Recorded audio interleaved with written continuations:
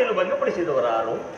ಕುಮಾರ್, ನೀನು ಪೂಜಿಸುತ್ತಿರುವ ಸರ್ವ ಸಾಕ್ಷಿ ಈ ಸೂರ್ಯ ದೇವನ ಜ್ವಲಂತ ಪ್ರಭೆಯನ್ನು ನಿನಗೆ ಮೊದಲನೆಯದಾಗಿ ಪರಿಚಯಿಸಿದ್ದ ಸ್ತ್ರೀ ನಾನೇ ಕಂದ. ಅಮ್ಮ, ನೀನು ಏನು ಹೇಳುತ್ತಿರುವೆಯೋ ಒಂದು ತಿಳಿಯದು.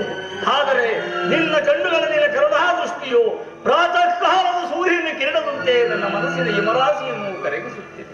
ಅಲ್ಲದೆ ನಿನ್ನ ಧ್ವನಿಯು ನನ್ನ ದುರ್ಯಾತ್ರಹಾರದಲ್ಲಿ ನೆಲೆಗೊಂಡಿದ್ದು ನನ್ನ ಚಿಕ್ಕಂದಿನ ಘಟನೆಗಳೆಲ್ಲವೂ ಜ್ಞಾಪಕಕ್ಕೆ ಬರುತ್ತಿವೆ. ಅಮ್ಮ, ನೀನು ಯಾರು?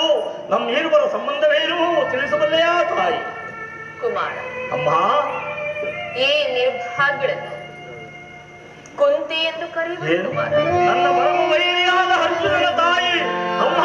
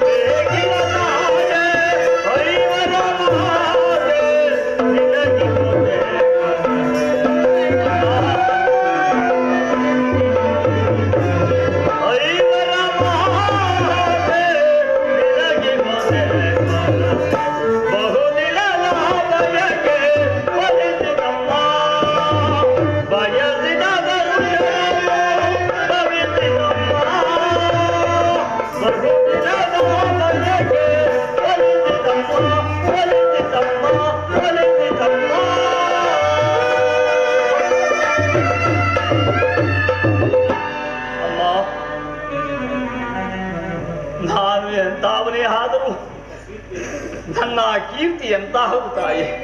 ನಾನು ಓರ್ವ ಸೂತಪುತ್ರನೆಂಬ ವಿಚಾರವನ್ನು ಈ ಪ್ರಪಂಚವೇ ಮರೆಯುವಂತಿಲ್ಲವಲ್ಲ ತಾಯಿ, ಈ ಪ್ರಪಂಚವೇ ಮರೆಯುವಂತಿಲ್ಲವಲ್ಲಮ್ಮ. ಅಮ್ಮ, ನಾನು ಹುಟ್ಟಿದ ಕೂಡಲೇ ಈ ಗಂಗಾ ನದಿಯಲ್ಲಿ ತೇಲಿ ಬಿಡಲು ನಾನು ಮಾಡಿದ ಅಪರಾಧವಾದರೂ ಏನು ತಾಯಿ? ನೀನು ಗಂಗೆಯಲ್ಲಿ ತೇಲಿ ಬಿಟ್ಟಾಗ ಅಲ್ಲಿದ್ದ ಜಲಚರಾದಿಗಳು ಈ ಪಾಪಿಯ ದೇಹವನ್ನ ಕಿತ್ತು ತಿನ್ನದೆ ಬಿಟ್ಟು ಬಿಟ್ಟವಲ್ಲಮ್ಮ. ಅಮ್ಮ, ಎಲ್ಲರೂ ನನ್ನನ್ನ ಹೀನ ಕುಲದವನೆಂದು ದೂತಪುತ್ರನೆಂದು ಹೀಯಾಳಿಸುತ್ತಿದ್ದಾಗ ಆ ನಿಂದನೆಯನ್ನೆಲ್ಲ ನಿನ್ನ ಒಂದೇ ಒಂದು ಮಾತಿನಿಂದ ಪರಿಹರಿಸಬಹುದಾಗಿತ್ತಲ್ಲ ತಾಯಿ. ಏಕಮ್ಮ ನಿಂದ ಹೇಳಾದೆ ಅಮ್ಮ, ಏಕೆ ಸುಮ್ಮನಾದೆ? ಜನನೇ ಮಾತನಾಡ, ಹೋಗಲಿ ಬಿಡು ಅಮ್ಮ. ನೀನು ದೈವಕ್ಕೆ ಸಮಾನಳು, ನಿನ್ನನ್ನು ದೂರಿದರೆ ನಾನು ಪರಮ ಪಾಪಿಯಾಗುವೆನು. ಇಷ್ಟು ದಿನದ ಮೇಲಾದರೂ ಮಗನೆಂಬ ನೆನಪು ಬಂದಿತ್ತಲ್ಲ, ಕರುಣೆ ತೋರಿದೆಯಲ್ಲ ಅಮ್ಮ. ಈ ನಿನ್ನ ಉಪಕಾರದ ಭಾರವನ್ನು ನಾನು ಹೇಗೆ ತೀರಿಸಲಿ ತಾಯಿ? ಅಮ್ಮ,